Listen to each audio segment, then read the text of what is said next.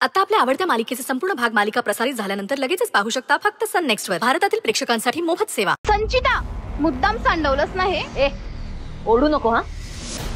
आणि मुद्दाम नाही सांडलेलं आहे. धक्का लागला, बघितलंस ना. मुद्दाम काय मुद्दाम. असा कसा चुकून धक्का लागला. बाजूने जायचंस ना, दिसत नाही तुला. जेसी, अरे शहाणी बनू नकोस हा. सांगितलं ना, चुकून धक्का लागलाय, मुद्दाम केलेला नाहीये. आणि काय अपेक्षा आहे तुझी. मी सॉरी म्हणावं. हो ओके सॉरी जेसी, पण माझ्यावर आवाज चढवायचा नाही परत, कळलं. सोड. चढवेन आवाज. काय करणार आहे. सांगितलं ना, आवाज चढवायचा नाही. शांत. मॅडम अहो जाऊ द्या की, कशाला म्हणताय. मी जेसी कडून तुम्हाला सॉरी देते. सॉरी बरं का. थांब जेसी. जेसी शांत राहा ना. स्वानंदी. जेसी बस. संचिता मॅडम कडून मी तुला सॉरी देते. सॉरी, आता बस कर. स्वानंदी, तू काय आमची मध्यस्थी आहेस का. एकदा हिला सॉरी, एकदा मला सॉरी. तुला माहिती नाही, हिने ना मुद्दाम सांडवलं हे माझ्या अंगावर. तुला कळलं. वाव, हो मला खरंच भांडणं करायचे.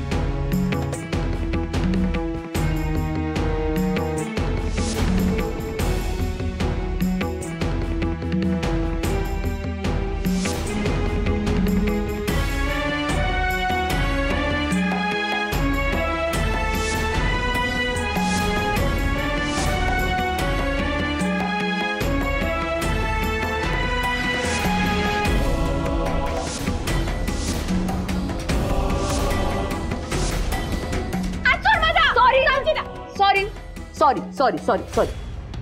जेसी बेबी चल.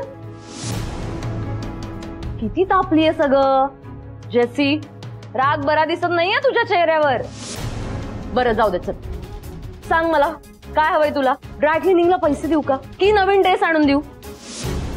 तू बोल फक्त. आहे बघ, असं देणार मी सगळं तुला. बोल काय हवंय. स्वानंदी, अगं काय मैत्रीण तुझी अशी, किती तापलीये, समजाव जरा तिला. चिल बेबी, चिडायचं नाही अगं असं. सॉरी. सॉरी कान पकडून म्हणू का. तसंही तुला आवडतं ना, मी कान पकडून सॉरी म्हणालेलं. Chill baby. आणि तुमचं काय, संपलाय पिक्चर, जेवायला जा चला. आणि तुम्ही पण सॉरी म्हणा तिला. सॉरी ग. सॉरी पांढरी पाल. I mean Jessie. Jessie sorry baby. Bye.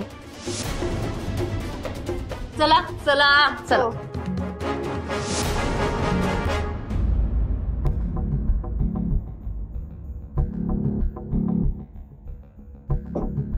JC, तू नको काळजी करू. डागच आहे ना, मी स्वच्छ धुवून टाकते, म्हणजे निघेल. स्वानंदी, प्रश्न फक्त डागाचा नाहीये. तू त्या संचिताला ऑब्झर्व केलंस का. मुद्दाम आपल्या खोड्या काढत असते अगं. ती शिखा आणि ती संचिता ना दोघ्या सारख्याच आहेत. रबने बनादी जोडी आहे दोघींची. एकीला काढावं आणि दुसरीला झाकावं.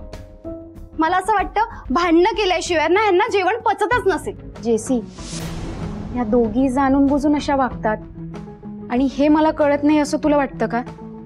मला कळतं अगं, सगळं कळतं. पण मी काय म्हणते, मूर्ख लोकांच्या नादीच कशाला लागायचं. अगं, आणि मग अशी तू काय म्हणत होती, तुला काहीतरी अर्जंट काम आहे, कुठेतरी जायचंय. तू आवर आणि तू जा. तू येतपर्यंत तुझा टॉप मी स्वच्छ धुवून ठेवते. नको काळजी करू. अगं, त्या मूर्ख संचिताच्या नादात ना मी तुला कबडचा की द्यायला विसरले. वेट, मी तुला कीज देते.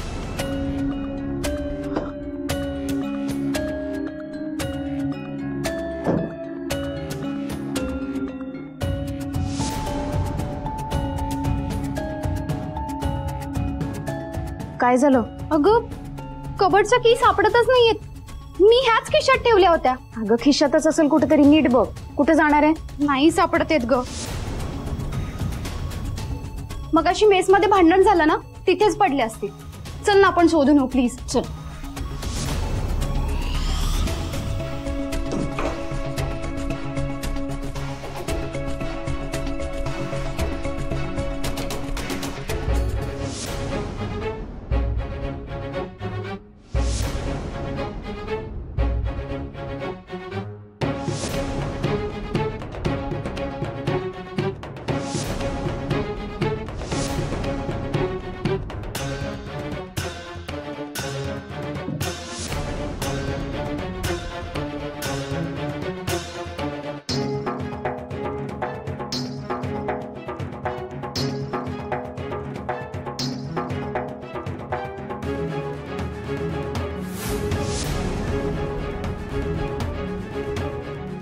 स्वानंदी, स्वानंदी,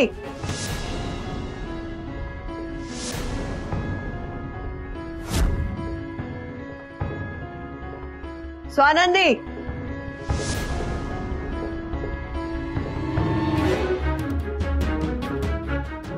स्वानंदी, स्वानंदी,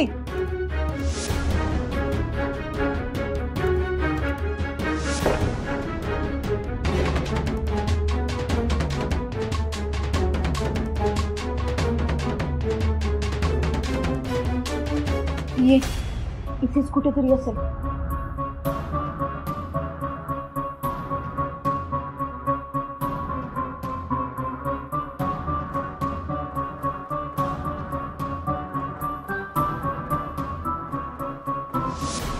सापडली का ग तिकडे? नाही अगं, इकडे नाहीये.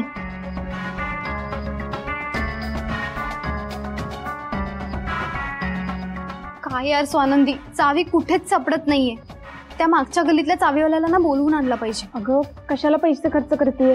इथंच कुठेतरी असेल, चावी शोधूयात आपण. अगं स्वानंदी, मला काहीच प्रॉब्लेम नाहीये, पण माझ्या कपाटात तुझं सामान आहे. तुला माझ्यामुळे त्रास कशाला? तरी पैसे नको खर्च करू. इथं नसेल तर रूम मध्ये असेल ना आपल्या, आपण शोधूयात.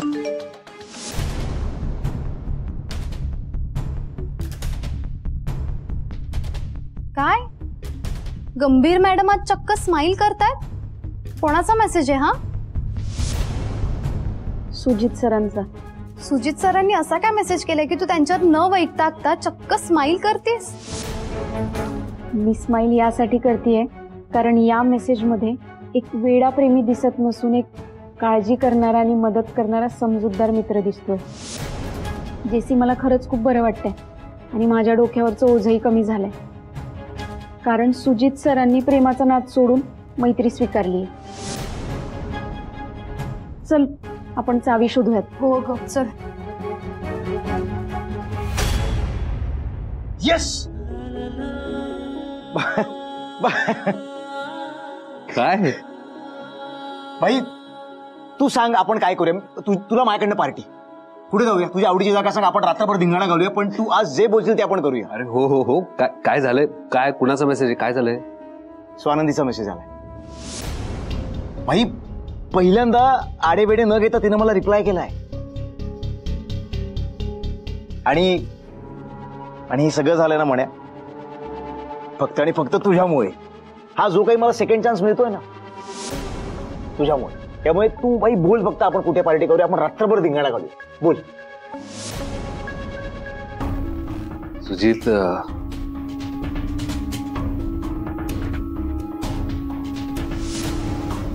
महत्वाचं हे नाहीये की तुला सेकंड चान्स मिळाला. महत्वाचं हे की तू तिला कितपत समजून घेशील. सी, मी तुला मार्ग दाखवेल, पण त्यावर कसं चालायचं हे तुला ठरवावं लागणार आहे. सुजित, मी तुला पुन्हा एकदा सांगतोय, तुला आजवर जशा मुली मिळाल्या, स्वानंदी तशी नाहीये. तिचे काही स्वप्न आहे. कुटुंबाच्या गरजेसाठी तिला पैसे कमवायचे, थोडंफार का होईना करिअर कमवायचंय. कितीही कष्ट पडले तरी स्वतःचं कुटुंब सावरायचं. आणि या सगळ्यात ती स्वतःचाही विचार करत नाही, तेव्हा ती तुझा करेल. सुजित, अशा मुलीला तुला साथ द्यायला जमेल? म्हण्या मला कधी कधी इतकी भीती वाटते, कारण इतकं जड बोलतोस तू. पण मला इन शॉर्ट कळलंय, मी स्वानंदीला स्पेस द्यायची, तिच्या कामात आडवं यायचं नाही. बरोबर? बरोबर. हा, तिला तिचं स्वप्न पूर्ण करण्यासाठी साथ दे. मग बघ, प्रेमाचं माहीत नाही पडणं, तिच्यासाठी तू कदाचित जवळची व्यक्ती होऊ शकतोस.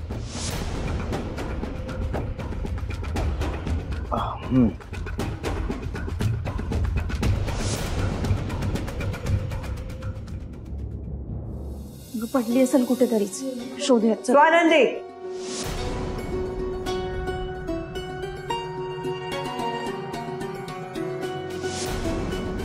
तू माझ्याशी खोटं बोलशील, मला फसवशील, असं स्वप्नातही वाटलं नव्हतं मला. विश्वासघात केलायस तू माझा. काय झालं मॅडम? काय केलं मी? मॅम, मॅडम मॅम अहो काय केलं मी?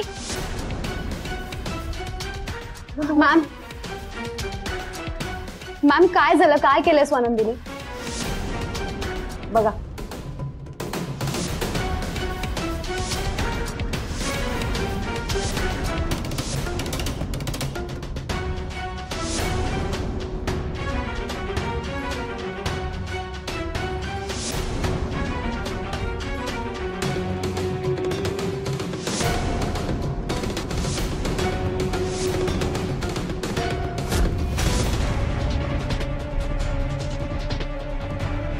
काय विचारतेय मी? हा सगळा काय प्रकार आहे? मी तुला विचारतेय.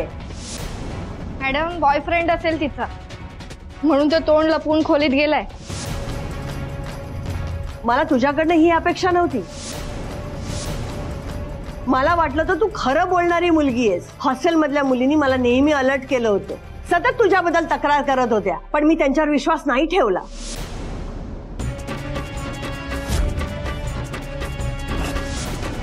पण तू माझा विश्वासघात केलास.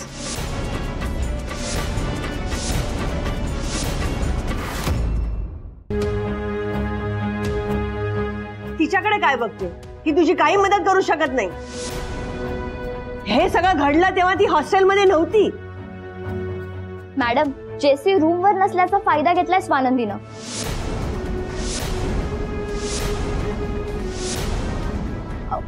मॅम मी एक्सप्लेन करते तुम्हाला. ती रिपोर्टिंगला गेलीये, ती उशिरा येणार आहे, हे सगळं तुला माहित होतं. ह्याचा फायदा घेतलास तू?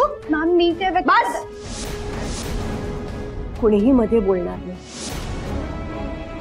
मला स्वानंदीकडनं कबुली जबाब हवा आहे.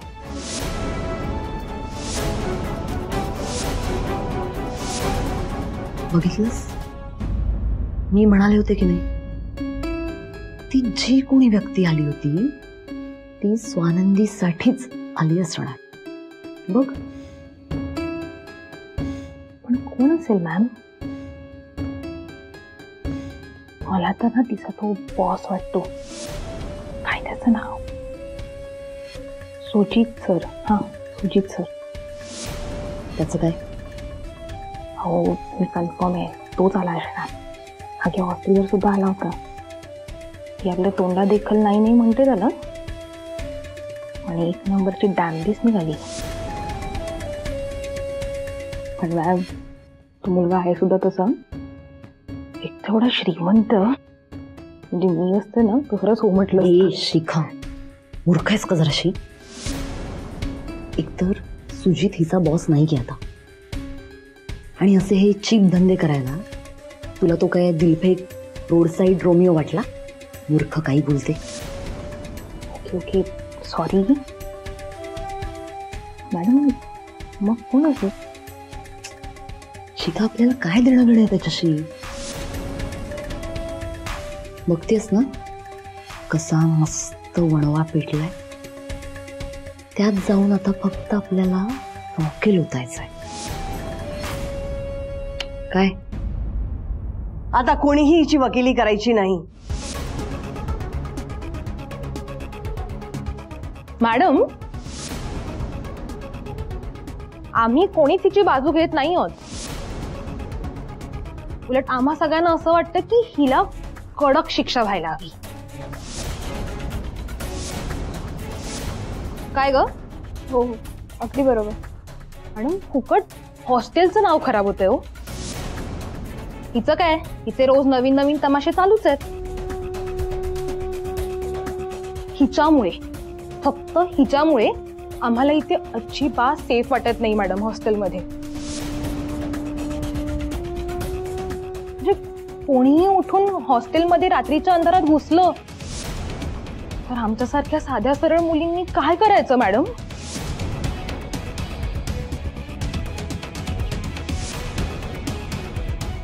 काय ग? हो हो बरोबर बोलतीये ना मी? हो अगदी बरोबर. असं रात्री अपरात्री मॅडम मुलं यायला लागली हॉस्टेलवर तर आमच्या घरच्यांना चालेल का आम्ही इथे राहिलेलं? काय ग मुलींनो, बोला ना. नाही हो मॅडम, शिका बरोबर बोलतेय. बरोबर आहे तुमचं, मला मान्य आहे.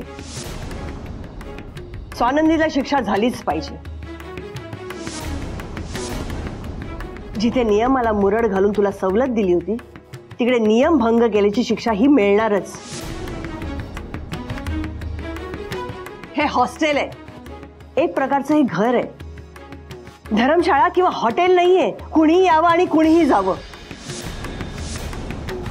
इथे राहण्याचे काही नियम आहेत आणि ते पुन्हा पुन्हा सांगून त्याचा उपयोग होणार नसेल तर त्याची शिक्षा मिळणारच. उद्या अख्खा दिवस तो हॉस्टेलमध्ये थांबायचं नाही.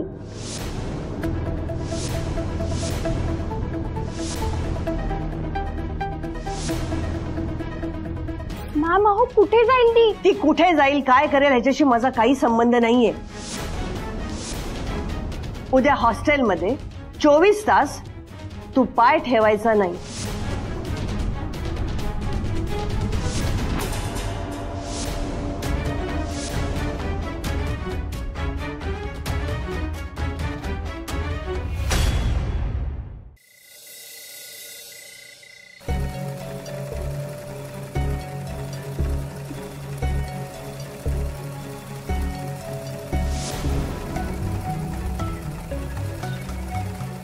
स्वानंदी स्वानंदी प्लीज यार रडू नकोस ना. एकतर मला ऑलरेडी गिल्टी फील होतंय. मी जाऊन बोलू का मॅमशी? पण मॅम काय बोलती ना ह्याची मला भीती वाटते ग. एकतर त्यांनी भलताच काय डिसिजन घेतला ना तर तो हाती आलेला आमदार पण ना निसटून जाईल. तू एक काम कर, तू माझ्या बरोबर माझ्या ऑफिसला चल. नको जेसी, मी करते काय करायचं ते. तू नको काळजी करू माझी, करेन मी माझं मॅनेज. अगं पण काय करशील तू स्वानंदी? अगं होईल काहीतरी, करेन काहीतरी. पण आता माझ्यासाठी हा ड्रेस शिवणं जास्त महत्वाचं आहे, कारण मला उद्या दिवसभर काम करायला मिळणार नाही. आणि हा ड्रेस जर का मी शिवला नाही ना तर पुढची कामं बी मला मिळणार नाही. त्यामुळे उद्याचं काय ते राहू दे, आता मला हे सगळं करू दे. बरं ठीक आहे, तुझं हे काम झाल्यावरती आपण बोलूया.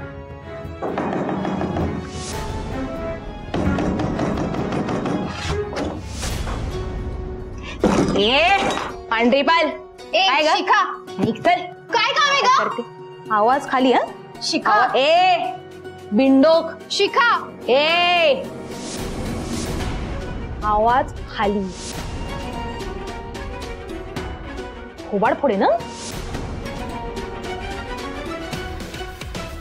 कळत नाही काय तुला? एकदा सरळ भाषेत सांगून झालं ना की रात्री काम करायचं नाही म्हणून. कशाला पुन्हा पुन्हा बिंडोकासारखी वागते का गावठी? बंद कर.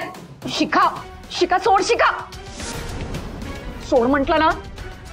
ए स्वानंदी, तुझ्या या मशीनमुळे आम्हाला किती डिस्टर्ब होतं माहितीये तुला? काय आम्हाला सकाळी ऑफिस असतं, तुझ्यासारखं नाहीये कामधाम सोडून इथे बसलीयस. उद्या लोळत पडशील. आमचं तसं नाहीये ना. संचिता मॅडम, माझी विनंती आहे तुम्हाला, अहो मला हे एवढं काम करू द्या. ही ऑर्डर माझ्यासाठी लई महत्वाची आहे. हे शिवून झालं ना की मी लगेच लाईट बंद करते, मशीन बी बंद करते. हो पण एवढं काम करू द्या. ताबडतोब बंद कर काम, नाहीतर पुन्हा मॅमकडे कंप्लेंट करे ना तुझी. आणि उद्याऐवजी आत्ताच हकालपट्टी होईल तुझी, कळलं? नाही नाही, हे बंद करते मी काम. तुम्ही मॅडमला सांगू नका. बोल.